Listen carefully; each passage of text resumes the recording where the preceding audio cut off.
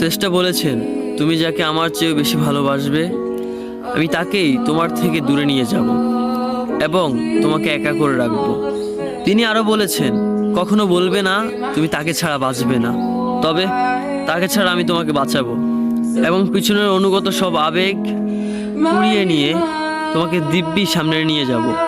তুমি কি দেখো না, ঋতুরাও বদলে থাকে, ছায়া দেয় যে গাছটা শুকিয়ে গেছে। তোমাদের ধৈর্য হারিয়ে যায়, কিন্তু তোমার শ্রেষ্ঠা ধৈর্যশীল এবং পরম দয়ালু। সেই ঝরে যাওয়া পাতার ঢাল থেকে আবারও সবুজ পাতা গজায়।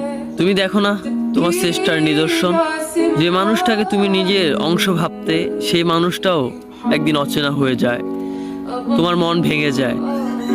এমনকি তোমার বিশ্বস্ত বন্ধুরাও স্বার্থ পুড়িয়ে যাওয়ার পর বিশ্বাসঘাতকে পরিণত হয়। তুমি কি তা দেখো না?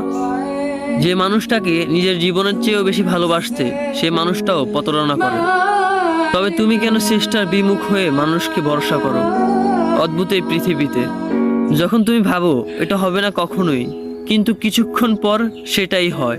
সেটাই হবার নয় কি? তুমি বলো আমি পড়বো না, অথচ তুমি পড়ো।